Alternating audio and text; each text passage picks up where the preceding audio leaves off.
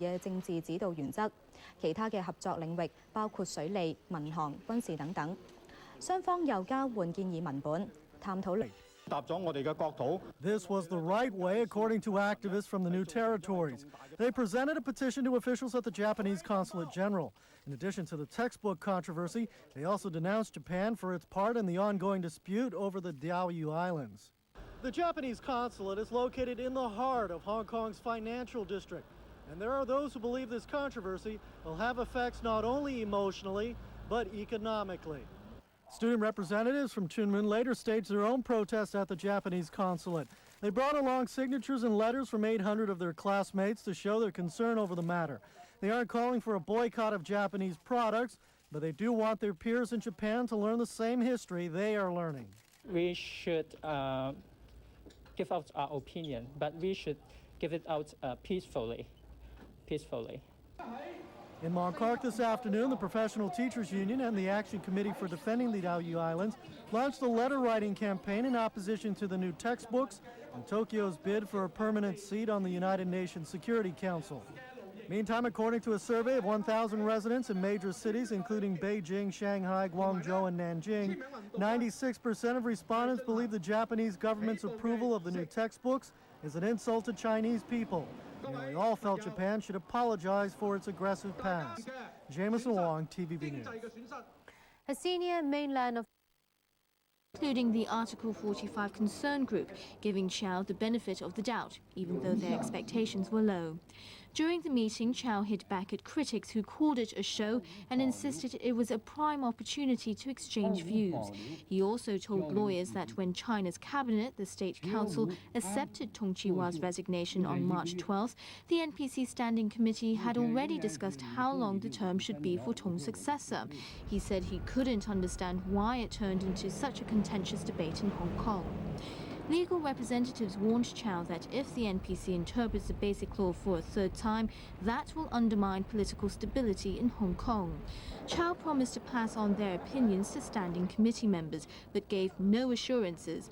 His words left some lawyers worried. This interpretation will once again interfere with one country, two systems. Those attending. This comes ahead of clarifications to be made by the NPCSC on the issue which has consumed Hong Kong since the premature departure last month of former Chief Executive Tong Chi-wa. Before leaving Hong Kong to attend the meeting, barrister and lawmaker Alan Leung said he welcomed the opportunity to take part. This is a chance for me to come face to face with Mr. Chow and sound out the worries of the Hong Kong people, and particularly the legal fraternity. We hope there can be a more regular platform. Guangdong. But Guangdong has been suffering from a long drought, and rainfall this year is down. So demanding that Tokyo better protect its nationals in Japan after a branch office of the Bank of China in Yokohama was apparently the target of an act of vandalism.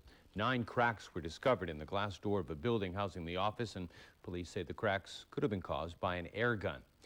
Tokyo, for its part, continued to speak out against the recent spate of anti-Japan protests on the mainland.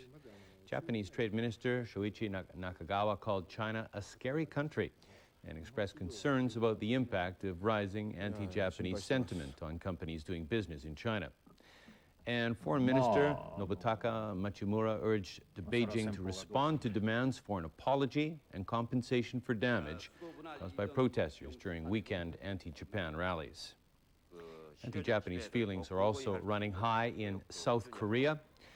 Prime Minister Lee Hae-chan says Seoul will not make concessions to Tokyo amid a row over a group of disputed islands. A group of South Koreans set sail for the rocky outpost known as Tokto in South Korea and Takeshima in Japan, and read patriotic poems on board the boat.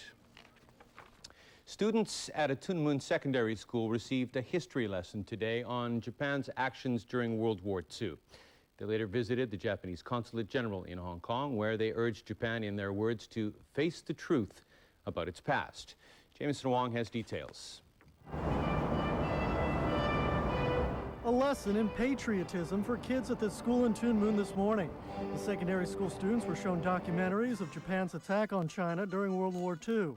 Teachers then encouraged them to discuss the recent anti-Japanese protests on the mainland, stressing that the violence involved was not right. This was the right way, according to activists from the new territories. They presented a petition to officials at the Japanese Consulate General. In addition to the textbook... Be heard on matters like this, and really this kind of interpretation on a yearly basis can't be good for Hong Kong. Beijing's liaison office in the SAR says another meeting has been scheduled next week with Chao.